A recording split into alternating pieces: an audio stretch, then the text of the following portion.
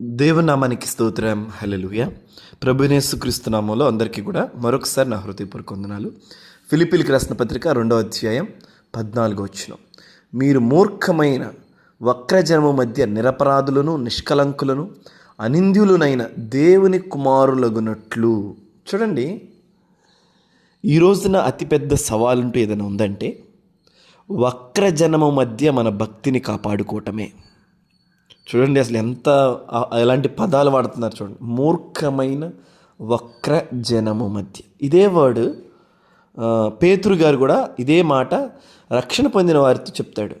ఏంటి మీకు ఇచ్చే కమాండ్ ఏంటంటే, అది అపొస్తలుల కార్యం 2వ అధ్యాయం 38 నుంచి కింద వచనాలు చదివినప్పుడు మూర్ఖులగు ఈ తరము వారికి వేరై అనే పదాన్ని అక్కడ వాడుతున్నారు.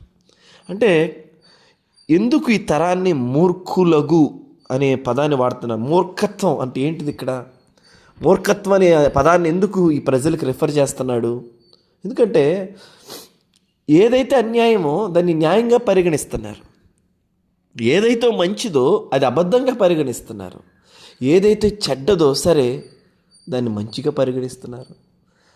చూడండి, ఒక తాగుబోతు ఇష్టానుసారంగా లోకంలో తిరుగుతూ ఉంటే ఎవరైనా కదిలీరు.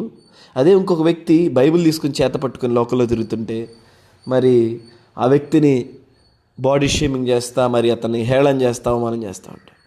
మరి మనం వారికి భయపడి, అటువంటి వ్యక్తులకు భయపడి మనం దేవుని విషయంలో మనం రాజీ పడుతూ ఉంటాం.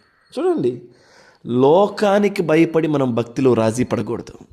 వాళ్ళు ఏదో అనుకుంటారనో, వీళ్ళేదో అనుకుంటారనో, వాళ్ళు ఇలా చూస్తారని ఇలా చూస్తారని. దేవుని వాక్యం ఒకటి అంటుంది, వాళ్ళు వక్రజనము మధ్య నువ్వు నిందారహితురాలిగా, నిష్కలంకుడిగా, మరి లోకమందు అనింద్యుడిగా నువ్వు జీవించాలన్నదే దేవుడు మనకిస్తున్న కమాండ్ అనమాట.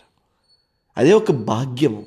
ప్రైజ్ గాడ్, హల్లెలూయా. కనుక ఉదయకాల సమయంలో దేవుని వాక్యాన్ని అంటున్న మిమ్మల్ని అందరినీ నేను ప్రోత్సహిస్తున్నాను. మూర్ఖులకు వక్రజనము మధ్య మన భక్తిని కాపాడుకోవాలి, పరిశుద్ధతని కాపాడుకోవాలి. ఎందుకంటే ఈ రోజున పరిశుద్ధత అనేది బిగ్గెస్ట్ ఛాలెంజ్ అయిపోయింది. అది ప్రాథమిక అంశము, కానీ క్రైస్తవులకి పరిశుద్ధత అనేది ఛాలెంజ్ అయిపోయింది.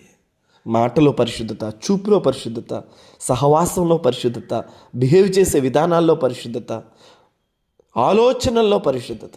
యేసుప్రభు వారి థియాలజీ అయితే ఇంకా అసలు కనీసం చూపులో కూడా పరిశుద్ధత అన్నాడు ఆయన, తలంపులో పరిశుద్ధత అని చెప్పాడు. ప్రైజ్ గాడ్, హల్లెలూయా. సో ఇదంతా ఎవరికి చెప్తున్నాడు? ఆల్రెడీ దేవుని ఎరిగిన వారికి చెప్తున్నాడు. కనుక ఉదయకాల సమయంలో వాక్యాన్ని వింటున్న మనందరం కూడా మనల్ని మనం వేరు చేసుకోవాలి. మేకల గుంపు వేరు, గొర్రెల గుంపు వేరు. మేకలు వేరు, గొర్రెలు వేరు. ఇక మిశ్రిత జనముగా ఉండొద్దు మనం. మిశ్రిత జనం అయితే ఏమవుతుందంటే, మనం ఒక రోజున యోర్దాను మనల్ని దాటనివ్వదు. అందరూ కూడా ఎర్ర సముద్రం దాటారండి, కానీ అందరికీ యోర్దాను దాటడానికి పర్మిషన్ లేదు. మిశ్రిత జనానికి పర్మిషన్ లేదు. ఈ విషయాన్ని మనం గుర్తుపెట్టుకోవాలి. కనుక మన మిశ్రిత జనం కాదు, స్పెషల్గా పరిశుద్ధతలో, వాక్యములో, నీతిలో, యథార్థతలో నిందారహితులుగా జీవించడమే దేవుడు మనకు అప్పగించిన అతిపెద్ద బాధ్యత. ఆమేన్. God bless you. దేవుడు మిమ్మల్ని దీవించును గాక.